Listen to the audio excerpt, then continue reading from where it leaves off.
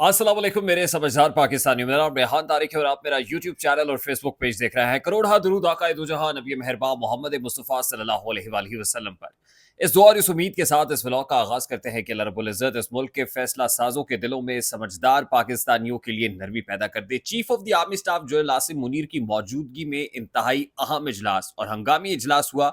इस इजलास में इंतहाई अहम फैसले ले लिए गए हैं। सबसे पहले तो मैं आपको बता दूं कि फौज में जो फील्ड पोजीशन तब्दील हो रही है वो बड़ी तेजी से हो रही है। मैं बारहा ये कह रहा हूं और कह चुका हूं कि डीजी आईएसआई की तब्दीली यकीनन एक गैर मामूली पेशरफ्त होगी और इसका हिस्टोरिकल कॉन्टेक्स्ट भी है।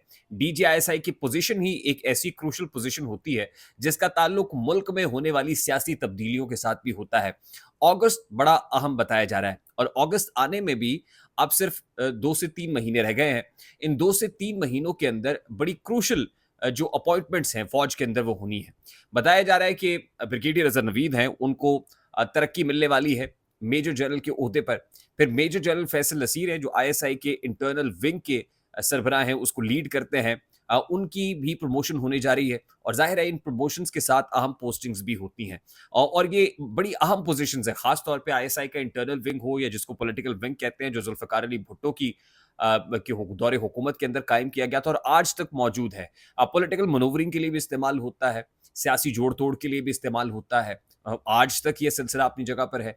अब इसमें फील्ड पोजीशन चेंज होना, ग्राउंड के ऊपर जो ग्राउंड रियलिटीज हैं वो बड़ी तेजी से तब्दील होती हुई नजर आ रही हैं और आने वाले दिनों में जो मुल्क की सियासी सूरत हाल है वो इसी पर मुनहसर भी होगी। सबसे पहले तो मैं आपको ये बता दूं कि एक बड़ा ही अफसोसनाक वाकया पेश आया था इस्लामाबाद की जिना एवेन्यू में। और जिना एवेन्यू पर एक कार चढ़ दौड़ी थी चंद मुजाहिरीन के ऊपर। सेव दी गजा मार्च जो सेनेटर मुश्ताक खान की जो इंतजामी सरबराह के तौर पर वो और उनकी अहलिया इसको लीड कर रहे हैं, उनकी मौजूदगी में ये मामला पेश आया था और फिर शहरी जान से भी गए थे। कई लोग जख्मी भी हो गए थे। इस वाक़े की जो एफआईआर है वो थाना कोसार के अंदर दर्ज कराई गई। उस एफआईआर के अंदर जिस शख्स का नाम आया उसका नाम बिलाल फैसल था। और फिर अब जो मज़ीद तहकीकात हैं, डॉन अखबार ने आज ये स्टोरी लगाई है और मेरी नज़र से भी गुजरी, जिसमें ये बताया गया कि जिस शख्स ने ये गाड़ी चढ़ाई थी मुजाहिरीन के ऊपर, उसका ताल्लुक जो है वो अस्करी इदारे से है, पाक फ़ौज से है। और पाक फ़ौज में बतौर लेफ्टिनेंट वो खिदमात सर अंजाम दे रहा है। ये बात उस वक्त सेनेटर मुश्ताक खान भी कर रहे थे और ये कह रहे थे कि अभी तक उसको हिरासत में क्यों नहीं लिया गया, वो कौन ताकतवर शख्सियत है और फिर किसके इमा पर ये गाड़ी लोगों पर चढ़ाई गई है।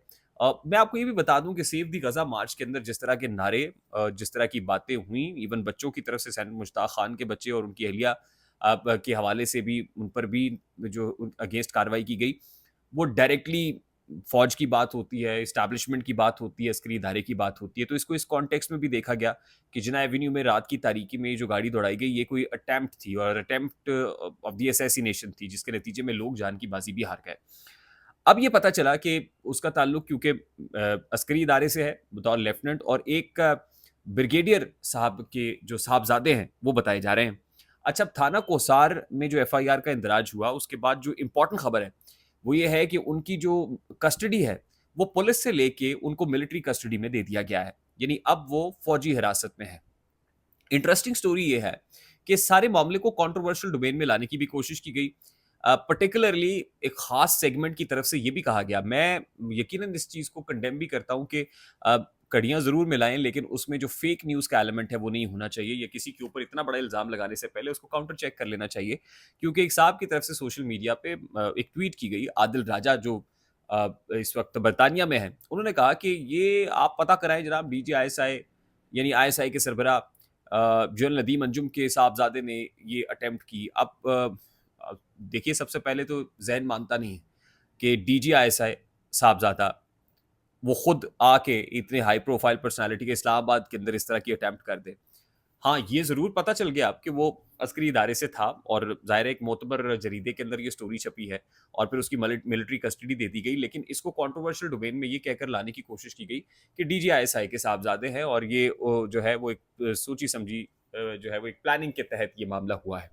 लेकिन अब इस बात की भी तरदीद हो गई क्योंकि जो थाना कोसार के अंदर दर्ज एफआईआर है उसके अंदर जो शख्स है उसका नाम भी सामने आ गया है। اور پتہ یہ بھی چل گیا ہے کہ کن دفعات کے تحت اس ایف آئی آر کا اندراج ہوا، اور اب اس کی ایکسٹینشن یہ ہے کہ کسٹڈی پولیس سے لے کے، یہ سمجھ نہیں آئی ویسے بات کہ جی اب کیونکہ ملٹری پولیس جو ہے وہ خود اس کو معاملے کو دیکھے گی، ہینڈل کرے گی، کیا پولیس کے اوپر اعتبار نہیں ہے؟ کیا یہ درست ہے کہ عسکری ادارے کا کوئی شخص گاڑی دوڑا دے تو اس کے اوپر پولیس جو ہے متعلقہ تھانے کی وہ ایکشن نہیں لے گی بلکہ ملٹری پولیس ایکشن لے گی؟ خیر، آگے بڑھتے ہیں. اب اس سارے معاملے میں ایک بات جو بڑی اہم ہے وہ یہ ہے کہ سیاست میں بھی کچھ تبدیلیاں بڑی تیزی سے رونما ہو رہی ہیں. یہ جو دونوں طرف سے کشیدگی ہر گزرتے دن کے ساتھ بڑھ رہی ہے، لگتا یہ کہ کلائمیکس کے بعد اب ایک اینٹی کلائمیکس بھی ایکسپیکٹڈ ہے. جیسے ہی کچھ اہم تبدیلیاں اہم پوسٹوں کے اوپر ہوں گی، ویسے ہی سیاست کے اندر بھی کچھ تبدیلیاں رونما ہوں گی. اس کے اندر کوئی فائر فائٹنگ بھی ہے، اس کے اندر سیز فائر بھی ہے، اس کے اندر معاملات کا ایک پرٹیکولر سیگمنٹ کے ساتھ، ایک جماعت کے ساتھ سلجھاؤ بھی ہے، اور پھر اس کے ساتھ ہی سیاست کے اندر بڑی تبدیلیاں بھی ہیں. دیکھیے یہ سارا معاملہ معیشت کے ساتھ جڑا ہوا ہے، اور معاشی فرنٹ کے اوپر ایس آئی ایف کی ایپیکس کمیٹی کا آج بڑا ہی امپورٹنٹ اجلاس ہوا. وزیر اعظم پاکستان جناب شہباز شریف صاحب، چاروں صوبوں کے وزرائے اعلیٰ، اہم وفاقی وزراء، کابینہ کے لوگ، اور chief of the army staff general Asim Munir, S I F C کو جو لیڈ کر رہے ہیں لیفٹیننٹ جنرل، وہ بھی موجود تھے. D G I S P R major general Ahmed Sharif جو اب لیفٹیننٹ جنرل ہو گئے ہیں، وہ بھی موجود تھے.